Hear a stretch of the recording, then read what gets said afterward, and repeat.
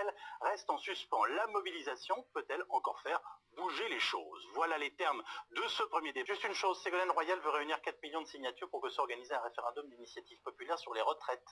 Est-ce que vous appelez les Françaises et les Français à aller signer une initiative de ce type?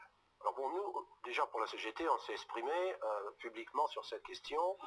On pense... alors, référendum oui ou non, moi je pense pas. On pense d'ailleurs que le référendum, il a lieu déjà, avec depuis des mois, dans les manifestations, dans les arrêts de travail. Donc la réponse c'est non. Et je pense aussi que le référendum pour une question comme ça me paraît un peu réducteur, parce que tout le monde n'a pas les mêmes intérêts Donc tout ça, je pense que bon, c'est pas notre tasse de thé pour le moment. Merci de votre clarté. Le référendum de Ségolène Royal, vous appelez les militants socialistes à y participer, vous? C'est une forme de mobilisation qui est une forme de mobilisation qui complète les mobilisations sociales. Je voudrais juste rappeler que le référendum d'initiative citoyenne qui a été pensé dans le cadre de la réforme de la Constitution n'est pas possible. Pourquoi? Parce que les décrets qui concernent cette mesure de la réforme constitutionnelle n'ont pas été passés. Si je ne me trompe, monsieur Longuet, le pour voter en touche, c'est pas mal ça. Vous m'avez habitué à... Mais je vous le dis très clairement, c'est qu'on peut faire un référendum d'initiative citoyenne et avoir les noms des soit Ségolène a dit une bêtise, soit non, mais pas du tout. Elle sait très bien aujourd'hui que le problème, c'est que la réponse réside dans les mains du président de la République, qui peut lui seul décider d'un référendum, là où il avait souhaité, le président de la République, je le rappelle, que les citoyens puissent se saisir d'une question, mais qu'il s'est... Ma question c'est, est-ce que vous y êtes favorable? Est-ce que sur un sujet comme ça, vous pensez qu'on peut réunir un référendum et interroger les Français? Aujourd'hui, la position... Jean-Luc Mélenchon a dit oui, Ségolène Royal y est favorable. Vous pensez quoi, Benoît Hamon? On considère, le Parti Socialiste considère aujourd'hui que la priorité doit être donnée à la mobilisation sociale. Donc vous êtes contre?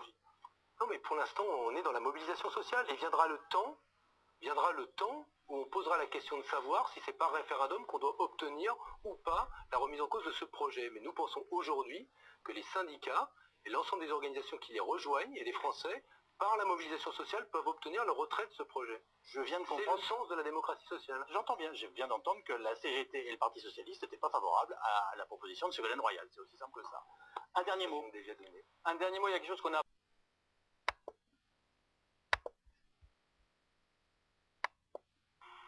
Ce mot croisé sur le retraite sur France 2 est tristement riche d'enseignements.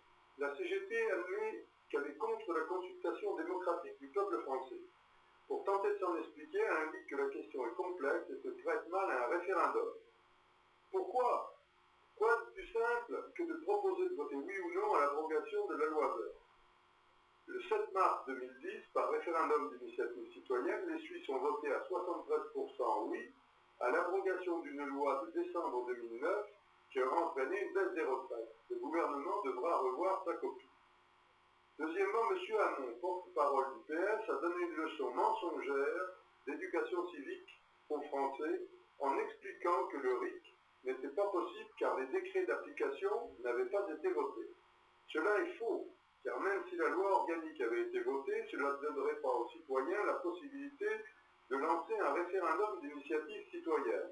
Je vais l'expliquer plus tard en expliquant l'article 11.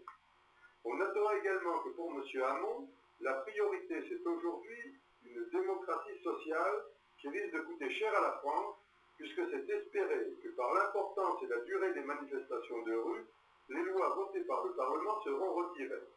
Pour nous, la démocratie sociale, c'est, sans un jour de grève, permettre aux citoyens et donc à leurs syndicats qui s'estimeraient pas suffisamment entendus par le gouvernement, d'en appeler à l'arbitrage de la population, soit en abrogeant toute ou partie d'une loi, soit en soumettant au peuple leurs propositions alternatives. Troisièmement, on notera une fois de plus qu'un journaliste chevroté que l'on voit partout, Yves Calvi, trompe les Français en demandant à ses invités s'ils appellent à signer la pétition de Ségolène Royal destinée à provoquer un référendum d'initiative populaire. Comme si 4,5 millions de signatures allaient imposer cette consultation, alors qu'il n'en est absolument rien, il suffit de lire l'article 11 de la Constitution. Yves Calvi intervient sur France 2, sur France 5, et il est inadmissible que les Français ne puissent pas compter au moins sur les journalistes du service public pour avoir une information exacte, impartiale, digne des confiances, pour reprendre l'obligation qui est faite par la loi à l'AFP, qui d'ailleurs ne la respecte pas non plus. J'espère que le nouveau directeur de France Télévisions, Rémi Clevelin, va donner des des instructions aux journalistes de toutes ces chaînes. Je rappelle que dans un référendum d'initiative populaire ou citoyenne, il y a deux éléments indispensables. D'abord, comme son nom l'indique, que l'initiative de la consultation appartienne aux citoyens.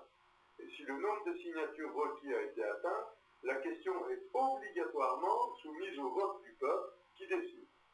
Or, l'article 11 de la Constitution dispose, premièrement, l'initiative appartient à 20% des parlementaires, soit 184 députés et sénateurs, et non aux citoyens.